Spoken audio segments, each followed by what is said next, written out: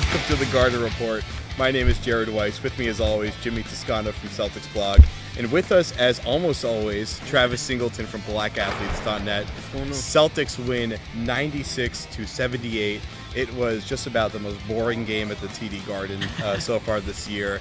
I was watching Nut Punch videos with Brennan Jackson and Rich Keefe pretty much during the second half. It's a pretty boring game, but we're going to break it down for you because it actually is important. It does count as a W for this team. You're going to break down the nut punching? Or you're gonna break no, we're going to do both. I'll talk about nut punching. No, you don't have to do that. Yeah, but we'll break down the game for you. And we're going to really go around the league tonight because there's a lot to talk about.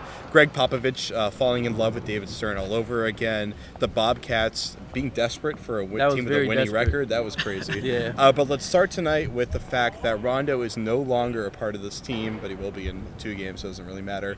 But offense was not challenged tonight, which is something you would expect. Travis, I'll start with you since you were the special guest tonight. All right. Rondo not out there.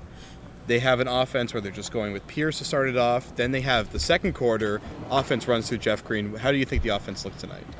I mean, in the beginning, it looked a little shaky, because it felt like, we didn't actually have that one person that was controlling the ball and was like, all right, let me run the offense. And Pierce tried to do that. He tried to be a facilitator in the beginning, and it felt like he kind of lost it. And then Jeff Green came in second quarter, and, he kind of basically fell into the role of taking the load off of everybody else. KG, fell back a little bit because they saw that Green was actually getting into the groove of the game. And I felt like, Courtney Lee stepped up too, definitely, and Barbosa stepped up too, and, absence of Rondo. So I felt like they definitely did their thing tonight. Yeah, I think they proved tonight that they don't need Rondo. I mean, if they wanted to trade him tomorrow, go for it. I mean, I'm just joking. The market's out there for him. Yeah. I was trying to keep a straight face. But they really did prove that they can win without him. And, Rondo missed a game earlier this year against the Nets, and they lost. They gave a fourth quarter lead. Obviously, tonight, with the lead that they had going into the fourth quarter, nobody thought that was going to be a problem holding on to that lead. I thought Courtney Lee for sure stepped up tonight. I think, when you go from the second unit, all of a sudden you're playing with a different group of guys. There's a couple minutes there where you're trying to figure out what it's going to be like with these guys in this role. Obviously, he's played with them before. But when you start the game with those guys, you're trying to get into a groove. And I thought that he did well with Terry at, the 1 and 2 position. And they held it down without Rondo. They definitely did. And, I mean, the big thing, though, was that they had so many guys that they were able to start the sets with. Right. I thought we were going to see a lot of just Barbosa. I mean, obviously Barbosa didn't end up starting, but coming into today, I thought we'd see them just trying to run some of the same kind of pick and roll action that they do with that they do with Rondo, having Barbosa do it or Terry do it, as it ended up being Terry.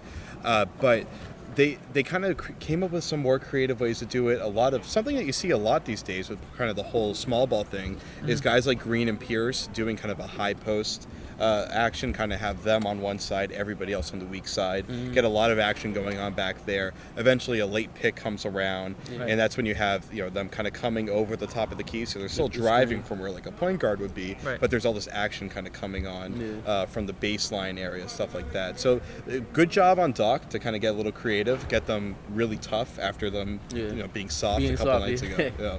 I mean, I think like you said, he got somewhat creative, but at the same time, they kept it simple enough where, without Rondo, I mean, that's your guy who's running all the plays out there. And like you said, with Barbosa, it's usually pick and rolls. And, when he doesn't get to start, and you really can't do that all game. I mean, when Barbosa comes in, they're looking for offense usually. So they run some pick and rolls, and they try to get him open for a free shot or a guy rolling to the hoop. But when it's a closer game to start, that's not the way that they were going to go with it. So coming off the bench, he was still Barbosa, the instant offense guy. But I think it makes more sense to have a guy like Lee going in there. He's a complimentary player. Let your other guys do the work. I feel like, I feel like this actually benefits the Celtics when Rondo's out a little bit, because then that means the slashers can go crazy. You got Jason Terry running wild, and you also have Courtney Lee running wild too. So, and that gives them more shot opportunities too from the field. All right, let's talk about a guy that really cut things up tonight, your boy Jeff Green, Travo. He's got the 2 dunks of the year for the Celtics, 2 of the best of the season. Yep. Huge dunk, flying over Jared Jeffries, kind of Mozgoving him. I mean, he got to this level, and then he went up a couple more inches to the second level. It was just massive. You don't want to get Mozgoved. Yeah, but it's probably the most offensive thing you could say about an NBA player is getting Mozgoved. But I mean, Jared Jeffries probably one of the people you would expect that to happen to in their career. But you know what? I liked about it the most, Travis, was that he came back on the next play, blew by, I think, was it either Jeffries or Batum that was covering him? I think it was Jeffries. I think it was Batum. Well, and then Jeffries, obviously Jeffries had to get involved in some way for it to be a good play by Green. But he gets by him, Green puts up this finger roll all the way out here, hits the top corner, backboard, all the way up in the top corner, and he hits the bottom of the net. It was just an amazing sequence for Green, who was on fire in the second quarter. Yeah. I'm just proud of him, because like I said, the nervousness with his heart, and he's just been balling, ever since that Al Jefferson dunk, everything's been snowballing. Then OKC just, he woke up. I talked to him. He said, he feels great. He feels like, he's ready to contribute to the team, and especially with Rondo being out, for the 2 games, somebody has to step up and, help out Pierce, in KG, and he definitely did that tonight. That dunk was amazing. He went to a whole nother level, and, hopefully he just keeps growing, because the Celtics need him to do this on a consistent basis, maybe even a double-double, what I'm saying? 10 and 10 will be fine, so I feel like, the way he played tonight was amazing. Yeah, 10 and 10 would be fine. Let's not get ahead of ourselves yet, though. But I think with the Green, back to the finger roll, I mean, we've seen that a few times out of him. They don't always go down, but he sort of just glides to the basket, and he tries to throw it up over the defender's head. Sometimes it doesn't go down, but if he can knock that down more consistently, I mean, that's going to be huge for them. Now, back to the dunking. I think he's the best dunker they've had easily since Tony Allen, if you want to say that. Ricky Davis. Right, I mean, Tony Allen...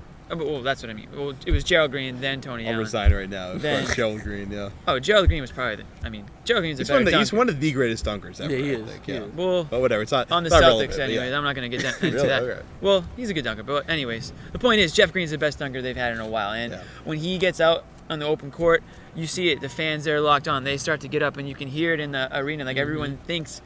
Or everyone knows he's going to at least try to throw down. Whether or not it goes down, fine. But there was a couple other times tonight where I think he got fouled going to the hoop. But he goes up hard to the rim, and that's exciting to see. That's what we needed. Somebody that's going to be aggressive and take it to the cup.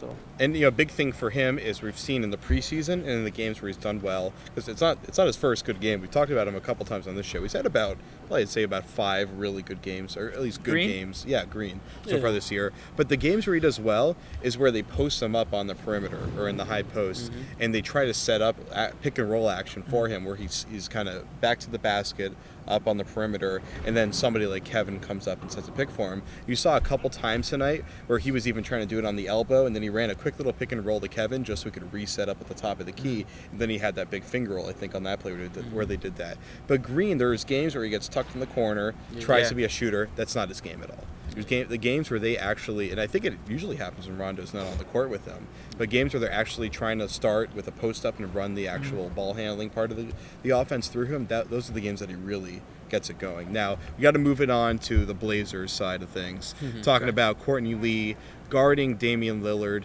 Damian Lillard was supposed to be the focal point of the offense tonight. It was just post-ups to Aldridge the entire game, it seemed, until things really got blown open at the end. It was just not what you expected from the Blazers tonight. Batum struggled to find a way to get involved offensively. They just seemed like a team with a bunch of ISO guys. Obviously, Wes Matthews being one of the premier guys that you would consider ISO gunners in the league, and he's a phenomenal scorer, of course. But it was just going to Aldridge every single play, it seemed like, at least while they were still in it. And there wasn't really any creativity from Stotts and the Blazers tonight, Joey. No, I mean, it was, like you said, they were going to Aldridge. I think it was one of those things where they went down early and they just sort of stopped doing what makes them successful when they are successful, because when they were successful. Right, I made sure I said that. Word, yeah. Because when you're down by a lot, let's face it, guys try to take it into their own hands, and they're maybe putting up shots that normally they wouldn't put up. I think their best bet was to go to Aldridge because it seemed like nothing was falling for the rest of the team. Like you said, they were trying to go Lillard, it didn't work. That's a credit to the Celtics defenders. The guards, Courtney Lee, Jed, and even Barbosa. Those guys, like when they lock down on a guy, they're forced to go another direction. They tried to go to Aldridge on low. He had a great night, but you can't do it all yourself, especially against the Celtics. And Travo, before we go out of the box, J.J. Hickson, were you impressed with what you saw out of him tonight? I mean, I'm always impressed with Hickson. I mean, he always brings out, a good low post game, and at the same time, I mean, he has some good moves down there in the post too. But I mean, like you said, Jimmy, you can't do it all by yourself with LaMarcus Aldridge too. At the same time, I felt like both of them were going to be like the Twin Towers for them. And so far, it really hasn't really happened for them. I mean, it's been one tower at least. Yeah, one tower. But I mean, it can't be just the Twin Tower by itself, So I feel like JJ, he has a little mid-range jumper. And he's still evolving. He's in his prime right now. So if they work on his game a little bit more, I know he's floated around the NBA a lot, but if he can stay consistent in one spot and play his game, then I feel like he can be a good addition to LaMarcus. All right, let's start boxing out and start throwing some bows here. Out of the box, we are boxing out right now. I'm just going to keep saying boxing out until you want to come up with your own stat. We're going to pick the best stat in this box score. We're going to break it down for you. Jimmy, we'll start with you. What really jumps out for you tonight? I'm boxing out. Yeah. What jumps out as me is 34.8 shooting field goal percentage from the Blazers. But when you break it down even further, LaMarcus Aldridge was 8 for 16. So if you take that out of the equation, the Blazers minus Aldridge tonight shot 30% from the field. I mean, that's why they scored only 78 points. That's why the Celtics won by 18. And that's why when you hold a team to low 30s in the shooting, you're always going to win that game. So credit to the Celtics. They brought it defensively. There's been a ton of games this year where they haven't.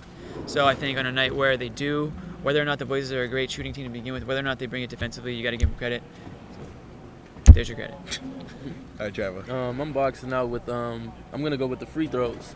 The Celtics were 18 for 20, 90% from the line from the charity strike. And the thing that actually stood out to me was we won by 18. So if you think about those free throws, played a big role in our win. Because if we didn't make majority of those, it could have been a closer game than it should have been. And at the end of the day, I mean, the Celtics played good defense, and held them down. They held them down, on-ball defenders, but at the same time, they were being aggressive. When you shoot 90% from the free throw line, that shows that you're very aggressive. Jeff Green was going to the basket. He was 5 for 5 from the free throw line. Paul Pierce, very aggressive, 5 for 5 from the free throw line. So when you keep going to the basket, you're gonna produce points. And I feel like that was the main vocal point to the win, too. I mean, along from it being Portland, I feel like if they made their free throws, and that was really good too. It showed that they weren't soft, like Doc said, being very aggressive and just taking it to the cup. So that was my boxing out. And just continuing on aggressiveness, 16 steals for the Celtics tonight. Season high, I believe, for them. I mean, that's a ton of steals. Very rarely you get. Yeah. You're really into the double digits. Without Rondo, steals. too. Exactly. Yeah, without Rondo, yep. Exactly. Grand Theft Rondo. I think I want to at least just bring this up quickly, is Rajon Rondo's defense, I think, has not been that great this year. He hasn't been forcing a ton of turnovers, which is usually his hallmark and usually the excuse for him kind of playing the matador chase from behind style. But frankly, I feel that his fronting hasn't been good. He hasn't been getting through pick and rolls very well. And tonight, I actually thought that their best perimeter defensive performance of the year was having Courtney and Terry out there together. Because Courtney, I thought, just did a great job on Terry, like we talked about before, or on Lillard, like talked about before. And just the way that they were able to pressure and trap on the pick and roll. And Doc talked about how it was kind of something a little bit new for them, trapping on the pick and roll. Saying that it's kind of the wave of the future for the NBA, just like going small is the wave of the future too. And it worked. It really did work. And Lee, I mean, kind of just going into what we've been saying about Lee, everything from him tonight was just with a little bit of extra energy. He kind of brought the intangible difference that they needed tonight. Yeah, I agree. Real quick. I mean, I just think that he always brings a little bit of everything, and I think tonight he brought more than a little bit of everything. He brought, a medium bit of everything. It was kind of like Lee. And he's a great on-ball defender. I think he's one of the better on-ball defenders on the team, especially with Bradley out. Maybe he's up there. So it was good to see that out of him tonight. Rondo gambles a little bit on defense, and sometimes it works, sometimes it doesn't, and that's what happens when you gamble. You got to live with it, like you said, he always wants to get into the passing lane. So when he does that and he takes the time and he actually assesses what's going on, I feel like his judgment's a lot better. But when he just rushes into it and he takes the risk, then sometimes you have to pay for it. All right, really quickly, Travel, it's ball up, baller of the night time. Baller of the night. Travel, who's your best player tonight? I got to go with Courtney Lee tonight. He basically could have had a triple-double if he would have played a little bit harder than medium, like Jimmy said. He had 10, 7, and 5. He had 10 points, 10 very aggressive points. And his assists, I honestly was impressed with his assists because when he caught Terry, when he was going to the basket and dished it back to Terry for the three, that I felt like everything started going good from there. And also when he had that no look under the basket, scoop pass to KG, that was really good too. And he was very aggressive on the rebound. Once he got the rebound, he was down the court. So I feel like his performance tonight, his on-ball defense, everything was on point tonight. And we're gonna need that if we're not gonna have Rondo for the next game either against the Bucks. So if he brings that again and that extra energy, I feel like things can really, really excel from here. So he's the baller of the night. All right. My baller of the night is going to be Jeff Green. I thought the energy he brought, in the second quarter was great with that dunk. I thought that dunk was kind of the turning point because it was like about 8. It was a good lead for the Celtics, but that kind of really opened things up. And it was right after Barbosa's free throws, and then Green came down with the dunk, and so that was, to me that was the game changer. He had 14 points in the first half, 19 on the night, so player of the night. And underline that again, Jeff Green, player of the night. It was just that the fact that they were able to discover that they could run a different type of offense, I think, with Rondo being out there, was just enough for him to really get baller of the night status. So quickly, your last segment tonight, we're just going to go around the NBA, and where else are we going to go but into San Antonio, or technically into Miami, right? Because the game was in Miami. Going to South Beach. South Beach. Greg Popovich sits down the 4 best players on the team. I guess Danny Green would be the 4th best player on that team. But, the big 3 for San Antonio. And fined $250,000 for the Spurs. Not Popovich, technically, the Spurs organization. The Spurs organization. I think it is an egregious totalitarian move. Okay, seriously. Stern is overstepping his bounds. Yeah. It destroys the integrity of the game when the league is trying to tell the teams who they can play. And the only difference between this and a March game is that it was just not in March. The thing is that I remember so many times as a season ticket holder at Celtics games going to even a late March game and LeBron not playing for the Cavs or even the Heat. This stuff happens all the time. It's the fact that it was still in November. Or is it December now? It's hard to keep track. It's so late in the winter, or in the fall actually. But I just thought it was egregious. And it kind of ruins the integrity of the sport. And I think it's the worst thing Stern could have done on a guy that's basically on his retirement tour right now. An extra $250,000. I don't, but Pop didn't lose it either, I don't think, right? It was the team. What are your thoughts on that? No, I don't like it. No, just don't like it. I think we should have our, I do get the other side of it, but it's a tough one. You got to coach your team to win in the long run, and you got to do whatever you need to do. If that's sitting players, you sit players, and so it's a tough one. As a coach, do you worry about near the end of the season where most teams who are playoff bound look to give their guys rest, and this? I'm not going to give it a lot of thought, honestly. Listen, we'll do it when we want to do it, and we should be able to do it. And it could be early in the season, end of the season, now if we give a guy off because he has a family thing, or it's just so many things here. So hopefully we all figure it out. Is this thing kind of a slippery slope, though? I guess, it looks like it. But again, let's just, I think it was an action and a reaction, personally. And I thought the reaction was probably overdone yesterday, and then all of a sudden you have to have an action.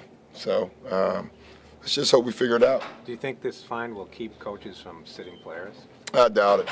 I mean, you got to do whatever is going to help your team win, a coach is going to do, because if you don't and it hurts your team, then you're the one that won't be around. So, you got to do whatever's best for your team. Just get to the point where coaches just make up reasons why they would sit a player. Yeah, I hope not.